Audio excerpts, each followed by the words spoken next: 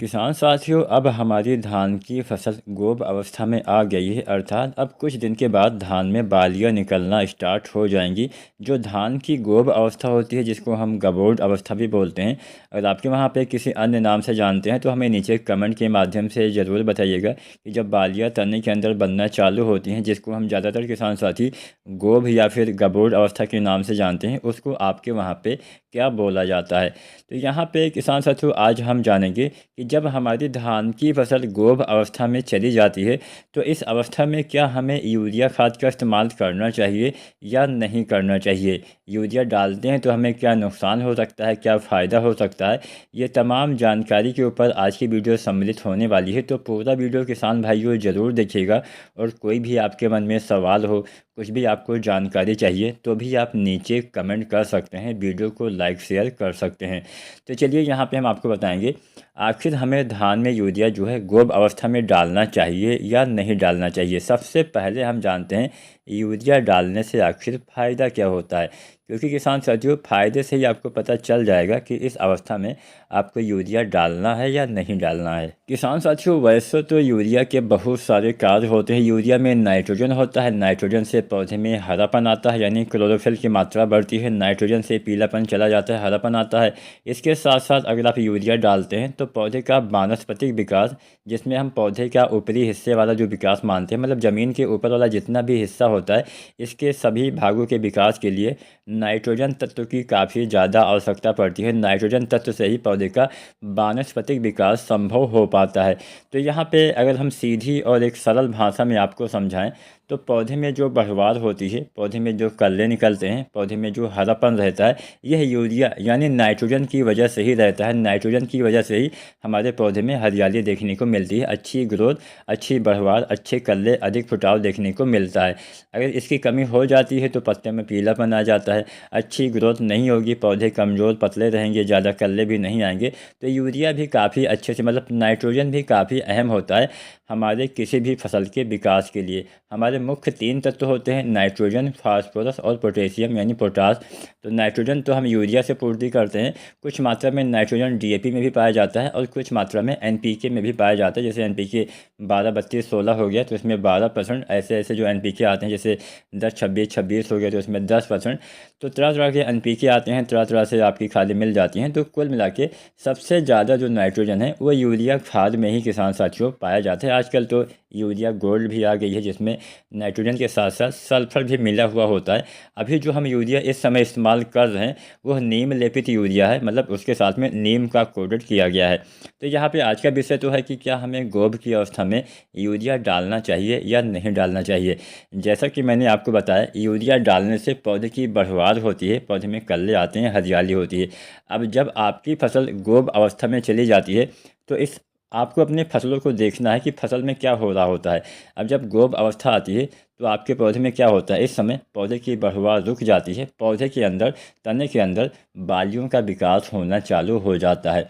अब बालियों का विकास होता है, इसीलिए हम इसको गोब की अवस्था बोलते हैं। मतलब एक हिसाब से गर्भावस्था भी इसको आप आम भाषा में समझ सकते हैं। मतलब एक बाली को हम एक बच्चा भी समझ सकते हैं, जो आपके पौधे में शुरुआत में जो गोब अवस्था होती है उसी में बनना स्टार्ट हो जाता है। तो यहाँ पे अगर आप इस अवस्था में, यानी बालियाँ बनते समय अगर आप यूरिया डालते हैं तो आपको कभी भी फ़ायदा नहीं मिलेगा। इस बात का हमेशा आपको ध्यान रखना है। कभी भी गोब की अवस्था में आपको यूरिया खाद भूल कर भी आपको धान की फसल में नहीं डालना चाहिए। क्यों नहीं डालना चाहिए?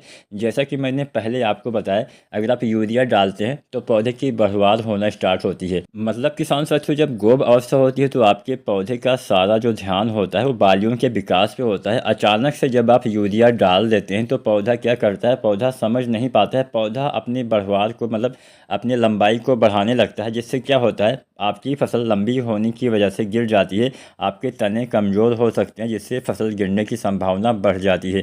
तो अगर आप गोब अवस्था में यूरिया डालते हैं तो फसल गिरने की संभावना बढ़ सकती है। पहला नुकसान ये होता है। दूसरा नुकसान, अगर आप गोब अवस्था में यूरिया डालते हैं तो आपकी फसल में बीमारियां होने की संभावना भी किसान साथियों बढ़ जाती है, बीमारियों का अटैक ज़्यादा होने लगता है। तो यहाँ पे बालियाँ निकलते समय या फिर गोब अवस्था में, या फिर कुछ किसान साथी जब कुछ प्रतिशत बालियाँ निकल आती हैं, जैसे मान लीजिए 10-20% उन्हें बालियाँ दिखाई दे दी, तब उस अवस्था में भी यूरिया डाल देते हैं।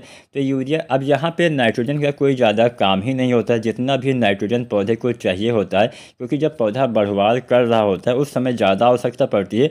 तो अभी तक तो आपने डाल ही दिया होगा। अब हम ये भी जान लेते हैं आखिर यूरिया डालने का सही समय और सही तरीका क्या है। सही समय आपको पता होना चाहिए, तब ये गलती आप नहीं करेंगे। अक्सर हमने देखा है, अपनी आंखों से देखा है कि बहुत सारे किसान साथी जब बालियाँ निकलना चालू होती हैं तब यूरिया डालते हैं। ऐसा गलती अगर आपने कर दी है तो दोबारा से आपको भूल कर भी नहीं करना है। इस बात का हमेशा ध्यान रखिएगा।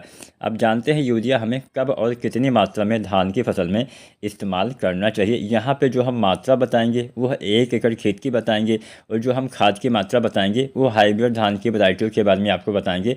अगर आप देसी धान की किस्में लगाते हैं तो इसकी आधी मात्रा ही आपको इस्तेमाल करनी चाहिए। तो यहाँ पे आपको बता दूँ, धान की फसल में यूरिया खाद आपको 3 बार डालना होता है, 3 भागों में डालना होता है। कब डालना है, कितनी मात्रा में डालना है, ये भी मैं आपको बताऊंगा। तो 3 भागों में आपको डालना है। पहली बार धान की रोपाई के समय या फिर धान की रोपाई के 1 सप्ताह के अंदर या 10 दिन के अंदर अधिकतम आप यूरिया डालिए, पहली बार माली मात्रा। दूसरी बार आपको धान की रोपाई के औसतन 25 दिन के आसपास आपको यूरिया डालनी होती है, और अंतिम बार यूरिया लगभग 40 से 45 या अधिकतम 50 दिन के अंदर आपको यूरिया डालना होता है। तो चलिए पहली बार वाली मात्रा भी जान लेते हैं। मान लीजिए अगले साल आप धान की बुआई करेंगे, रोपाई करेंगे, तो वहाँ पर आपको पता रहेगा। तो यहाँ पे हमारे बहुत सारे किसान साथी धान की रोपाई के समय डीएपी खाद का इस्तेमाल करते हैं। तो रोपाई के समय डीएपी कितना डालना होता है, लगभग 30 से लेकर 40 किलो के आसपास आपको डीएपी डालना होता है प्रति एकड़ तक। तो अगर आप डीएपी रोपाई के समय डालते हैं तो कोई ऐसा कंपलसरी नहीं है, ऐसा कोई आवश्यक नहीं है कि आपको रोपाई के समय ही यूरिया डालनी है। आप यूरिया रोपाई के 1 सप्ताह तक डाल सकते हैं, अधिकतम 10 दिन तक भी डाल सकते हैं, क्योंकि किसान साथियों डीएपी में भी नाइट्रोजन की मात्रा पाई जाती है। और अगर आप एनपीके भी डालते हैं, जैसे एनपीके 12-32-16, 10-26-26, 14-35, 14-20-20-0-13, तो अगर आप कोई डीएपी मतलब डीएपी या फिर कोई एनपीके डालते हैं तो ऐसी अवस्था में रोपाई के समय आपको जो है यूरिया नहीं डालनी है। रोपाई के 1 सप्ताह के अंदर आप यूरिया डाल सकते हैं या 10 दिन के अंदर तक डाल सकते हैं। कितना डालना है, 18 से लेकर 20 किलो के आसपास आपको जो यूरिया है आपको रोपाई के लगभग 1 सप्ताह से 10 दिन के बीच में आपको डाल देना होता है। अच्छा लाभ मिलेगा।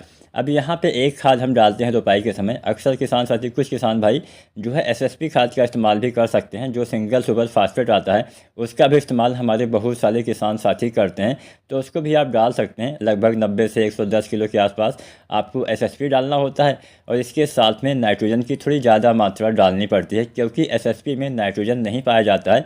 तो यहाँ पर आपको जो यूरिया डालना पड़ेगा वो रोपाई के समय ही डालना पड़ेगा, क्योंकि यहाँ पर रोपाई के समय तो हम नाइट्रोजन डाल ही नहीं रहे हैं, और पौधे को शुरुआत में भी नाइट्रोजन चाहिए होता है।